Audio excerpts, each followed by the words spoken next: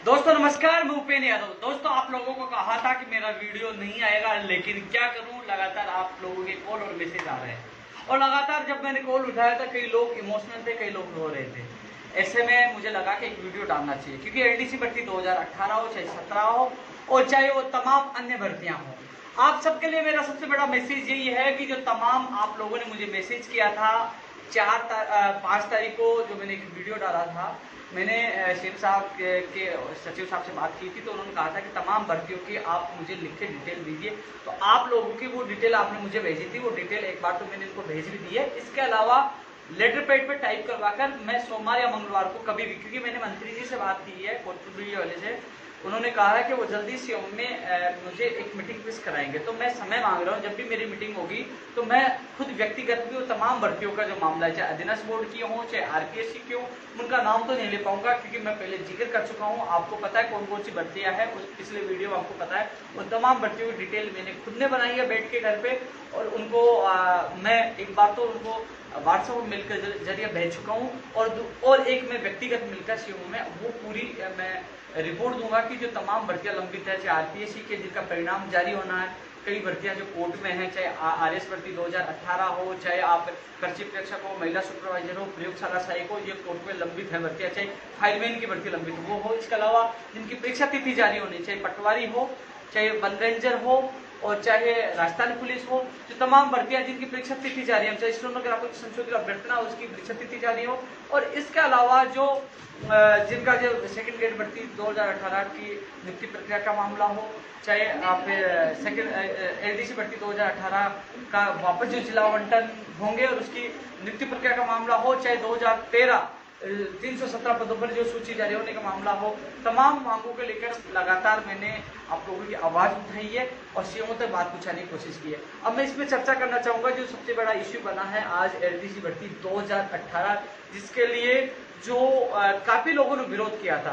दोस्तों बड़ी मेहनत के बाद हमने जिला और विभाग आवंटन करवाया, बहुत मेहनत के बाद। आपने देखा होगा मुझे कोरोना इस महामारी के दौरान जयपुर जाना पड़ा, आप लोगों के लिए गया और आपकी सूची जारी करवाई, लेकिन उसके बाद विवाद उत्पन्न हुआ। काफी लोगों ने कहा कि हम संतुष्ट नहीं है कि हमें जिला दूर दिया गया, हमारी मेरिट ज्यादा थी, कम वालों को होम टाउन दिया गया, विभाग को लेकर वो संतुष्ट नहीं थे। ऐसे में एक बार तो मैंने वीडियो के माध्यम से आप लोगों को अवगत कराया था कि आपको जो मिले आप ज्वाइनिंग कर लीजिए, ज्वाइनिंग के बाद आप कोर्ट में जाकर आप अपना जिला बदला सकते हो। लेकिन जब मुझे बात हुआ, पता चला कि वास्तव में लोग एडवोकेट्स के पास जा चुके हैं। मैंने एक दो एडवोकेट से बात की कि हमारी तैयारी हो चुकी है, आपके कुछ उनके स्क्रीनशॉट आपको ग्रुपों में व्हाट्सएप ग्रुपों में मिले होंगे जो उन्होंने तैयारी कर ली थी कोर्ट में याचिका लगाने के लिए। अब ऐसे में मैं जब तक तो बात नहीं की, लेकिन कल मैंने सीओ में अधिकारियों से बात की, मैंने निवेदन किया कि एक बार भर्ती कोर्ट में चली गई और एक बार स्टे मिल गया तो साल भर भूल जाना। दोस्तों 8 साल का मेरा अनुभव है, क्योंकि आप रीड शिक्षक भर्ती 2018 में जो 11 फरवरी को हुई थी वो 2019 में 19 और 20 में वो जाके पूरी हो पाई है। आप आरएस भर्ती 2018 कृषि प्रयोगशाला सहायक भर्ती, जो तमाम भर्ती 2015 जो अग्नि सहायक वाली है, वो आज भी कोर्ट में लंबित है। यानी कि कई भर्तियां 4-4 साल तक। एक बार शिक्षक भर्ती 2000 रीड शिक्षक भर्ती 2016 वो 19 में पूरी हो पाई थी, 3 साल में। तो यदि कोर्ट से स्टे मिल जाता, स्टे मिलने के बाद फिर मिलती आपको तारीख, फिर आता कि सरकार से जवाब, नोटिस का जवाब, फिर जवाब नहीं आता, जवाब आते तो तारीख नहीं मिलती, और तारीख मिलती तो सुनवाई नहीं हो पाती, सुनवाई हो पाती तो फैसला नहीं हो पाता, साल 2 साल लग जाती है, आप लोग रोते रहते हैं। ऐसे में मैंने सीएमओ में अधिकारियों से निवेदन किया कि साहब ये भर्ती एक बार अटक गई, माननीय मुख्यमंत्री जी के मॉनिटरिंग से आप लोगों सरकार ने अच्छा कार्य करते हुए इस भर्ती को फास्ट तरीके से किया। सरकार को बड़ा श्रेय मिला है, हिंदुस्तान का पहला राज्य था जिसमें कोरोना महाकाल ये जो महामारी के दौरान भी 11,000 लोगों के जो जिला आवंटन विभाग आवंटन कर नियुक्ति प्रक्रिया की तैयारी की है। ऐसे में मेहनत आपकी बेकार जाएगी और जो लगातार मैं प्रयास कर रहा हूँ वो मेहनत भी बेकार जाएगी, और ऐसे में जो सिस्टम में बैठे अधिकारी गलती करे उसकी लापरवाही से सरकार को बदनाम होगी। मैंने कहा इसका बीच का रास्ता निकाला जाए। और दोस्तों मैं धन्यवाद देना चाहूंगा माननीय मुख्यमंत्री जी को, उनकी पूरी टीम को, उन्होंने मेरी बात को माना है। जो चयनित अभ्यर्थी इस वीडियो को देख रहे हैं उन लोगों को मैं बताना चाहूंगा मैंने आपके हित में फैसला लिया है, क्योंकि जो अभ्यर्थी वास्तव में देखो, जिन लोगों ने अपन को एक बात स्वीकारनी होगी हम सबको मिलकर कि वास्तव जिनके अच्छे नंबर थे, जिनकी अच्छी मेरिट थी, उन लोगों को दूर दिया गया, जिनकी कम थी, मैंने भी कई आंकड़े देखे, उनको पास दिया गया, तो वो लोग कोर्ट में चले गए। मैं ज्यादा अपील करके कुछ लोगों को रोक सकता हूँ, हर व्यक्ति को नहीं रोक सकता। जिन लोगों ने याचिका तैयार कर दी, मान लीजिए मैं अधिकतर लोगों को रोक देता, एक व्यक्ति जाके स्टे ले लेता, तो आप लोग साल भर तक रोते रहते और मुझे ही भागना पड़ता है। मुझे पता है कि क्या स्थिति हो पाती है आपकी मानसिक और आर्थिक स्थिति से आप परेशान हो जाते हैं। ऐसे में मैंने मजबूती से बात रखी, चाहे जिन लोगों के साथ गलत हुआ जिला आवंटन विभाग आवंटन, उनके साथ हो पाएगा, सही हो पाएगा और आपका भी समय बचेगा साल भर 2 साल। क्योंकि मैंने उदाहरण दिए इन भर्तियों के, आपने देखा कितने टाइम तक भर्तियां लटकी पड़ी है। आपने प्रयोगशाला सहायक भर्ती 2018 देखो, जिला आवंटन के ऑप्शन भर लिए, स्टे है, उनको ज्वाइनिंग नहीं हो पा रही।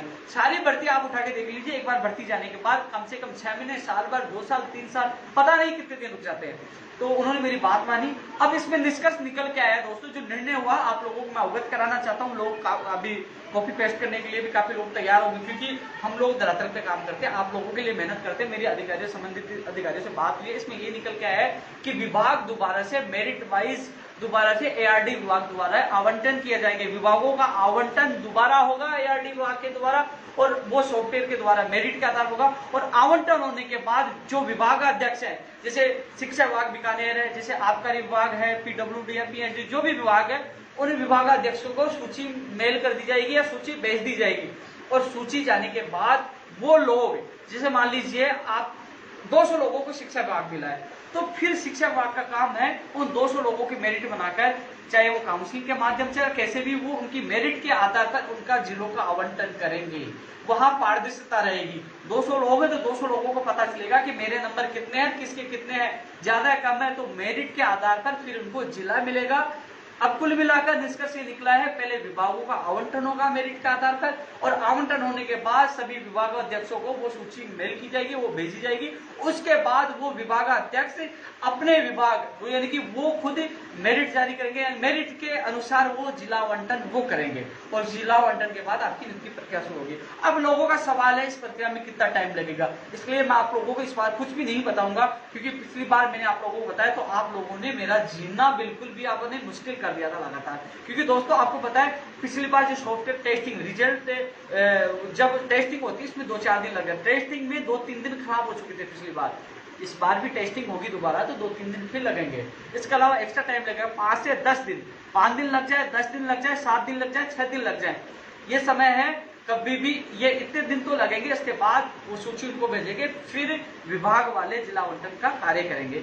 ये एलडीसी भर्ती 2018 के अभ्यर्थियों की सूचना है। 2013 वाले 317 वालों के संबंध में मेरी खुद की बात हुई, आपके लगातार कॉल मैसेज आ रहे हैं, आप 7 साल से संघर्ष कर रहे हो, मुझे पता है। मैंने आपका हर जगह साथ दिया। जब सीएम साहब की मीटिंग हुई तो आपकी मैंने शामिल कराया, चाहे रोहित शर्मा हो, चाहे अभिषेक हो, चाहे इसने पूछ लीजिए, मैंने मुद्दा शामिल कराया और सीएम साहब ने आपके पद सर्जित किए। हर जगह मैंने आप लोगों का साथ दिया है। और अभी मैंने बात की तो उन्होंने कहा कि सीनियरिटी इनकी रखी जाएगी, इनकी ज्वाइनिंग होगी। आपके फॉर्म जो आरपीसी पड़े उस संबंध में भी सचिव साहब को कह दिया कि जल्द से जल्द मंगवाई जाए। तो मैं आपकी भी हेल्प कर रहा हूँ, जल्द से जल्द आपकी सूची जारी हो, आपको खुशखबरी मिले। आप 7 साल से संघर्ष कर रहे हो। 2018 वालों को कहना चाहूंगा, अब 2013 वालों से इनसे सबक लीजिए। मैंने भी पूरा सहयोग किया, लेकिन इन लोगों ने इतनी मेहनत की है कि 7 साल से लोगों ने हार नहीं मानी। तुम बात करिए, कोर्ट में भी गए हैं, जीते हैं, और आज इनको मंजिल मिलने के लिए तैयार हो। और आप 3 दिन क्या परिणाम, आपका जो सूची क्या लेट हो जाए, आप 3 दिन में हंगामा कर देते हो। 3 दिन में उसकी ईमानदारी, जो मेहनत करने वाला है उसके ऊपर आप आरोप लगा देते हो। कम से कम जो मेहनत करता है आप लोगों के लिए, निकल के घर से गया। और रही बात जो मैंने बेरोजगार संघ छोड़ा, तो मैं कह दूं कि बेरोजगार संघ ऐसे नहीं चलता। मैं सक्षम नहीं हूं, मैं इतना बड़ा वो अमीर नहीं हूं, क्योंकि आर्थिक स्थिति कमजोर होने के कारण मैंने संगठन छोड़ा है, अध्यक्ष और संयोजक पर छोड़ा है। रही बात प्रवक्ता के तौर पे इसलिए काम कर रहा हूँ कि रविंदर और सभी लोगों ने निवेदन किया कि भाई कि हम लोग बोलने में कम माहिर है, हम लोग मजबूती से बात नहीं रख पाएंगे। जब तक हम लोग मजबूत नहीं बन जाए, जब तक आप हमारे संगठन, चाहे आप धरना प्रदर्शन में शामिल मत होना या आप कहीं मत जाना, कम से कम आप प्रवक्ता के तौर पर हमारी आवाज बुलंद करते रहना। इसलिए मैं मीडिया वाले जब कॉल आते हैं तो मेरी बाइट भेज देता हूँ, मैं मेरी स्टेटमेंट दे देता हूँ। वो घर बैठे भी मैं स्टेटमेंट दूंगा, आपकी आवाज तो घर पे भी उठाऊंगा, लेकिन मैं धरना प्रदर्शन नहीं कर सकता, नहीं कहीं आप लोगों के लिए जा सकता, न मैं मेरे पास पैसे कि मैं आप लोगों के लिए, जिस प्रकार 3 मार्च को भी मैंने जेब से पैसे दिए, जिस प्रकार हर जगह मैं जाता हूँ तो जेब से पैसा देता हूँ,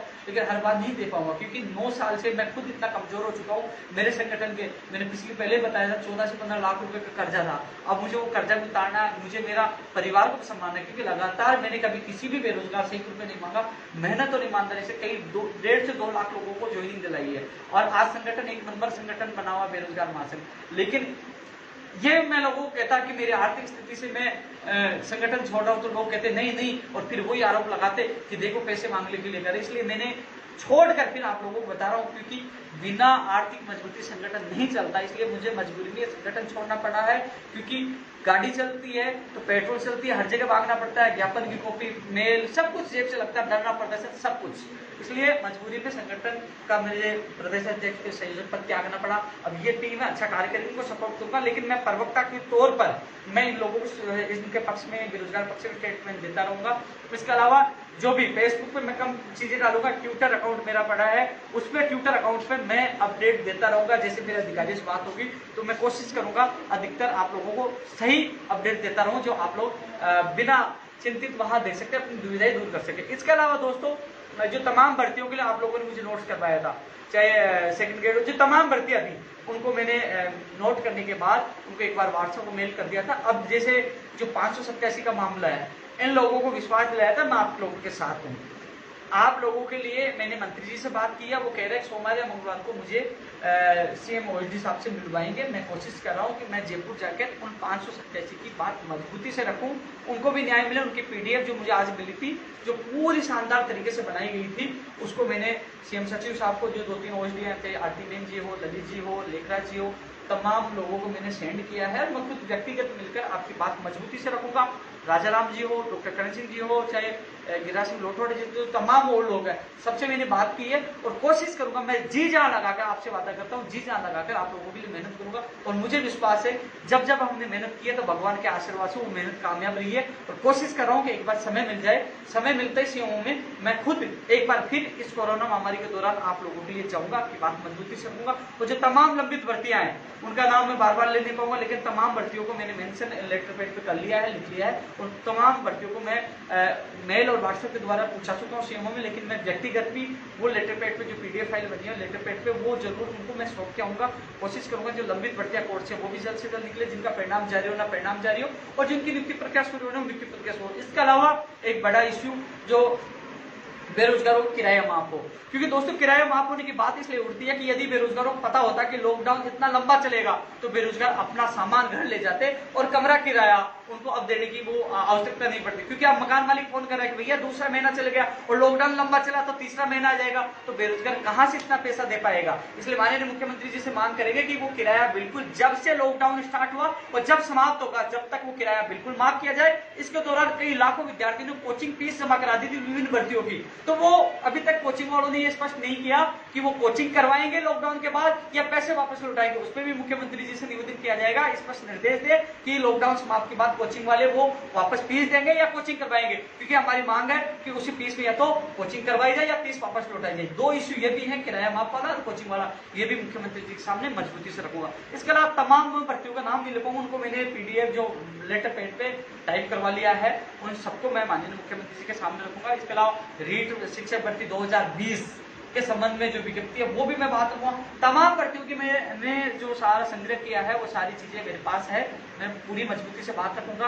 और इसके अलावा आज जो वीडियो डालने का उद्देश्य था, लगातार मुझे कॉल और मैसेज कर रहे थे, मैं देख रहा था, मैं पीड़ा समझता हूँ, हर बेरोजगार की समझता हूँ, लेकिन मैंने मजबूरी में पद छोड़ा। लेकिन मैं एक प्रवक्ता के तौर पर आप लोगों का आवाज मीडिया में, सोशल मीडिया में उठाता रहूंगा। लेकिन पहले जैसे जैसे धरना करना, अनशन करना, लटकाना, जेल जाना, ज्ञापन देना, वो नहीं कर पाऊंगा, क्योंकि उसमें घर से निकलना पड़ता है। मेरी पारिवारिक और कई व्यक्तिगत भी समस्याएं हैं, घर पे भी मुझे जो माता पिता को उनसे 9 साल बाद समय दे पाऊंगा, अब 9वां साल चल रहा है संघर्ष का।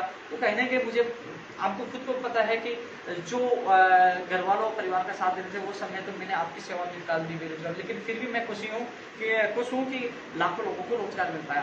हालांकि मैं आप लोगों को विश्वास दिलाता हूँ, यदि मैं स्टेबल हो जाता हूँ, मुझे लगता है कि मैं मजबूत हो गया हूँ वापस आर्थिक तौर पर, तो आप चाहो तो मैं वापस बेरोजगार संघ में जुड़कर आपकी सेवा करने के लिए वापस आ जाऊंगा। लेकिन जब तक मैं स्टेबल नहीं हो जाता, जब तक मेरी मजबूरी आप लोगों को समझनी होगी, क्योंकि मैं आप लोगों को पूरा समय नहीं दे पाऊंगा।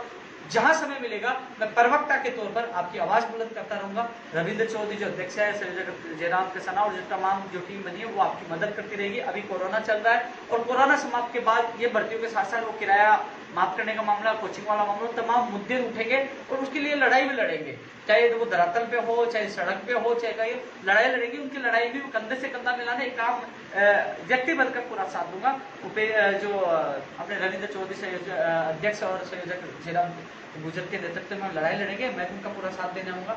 लेकिन आप सबसे मेरा ये निवेदन है कि आप लोग मजबूती से आप लोग अपने संगठन जो अपने भर्ती के लोगों को एकता में पिरोए रखें, एक साथ रखें। जब आवश्यकता पड़ी तो हम सब मिलकर इस लड़ाई को लड़ेंगे।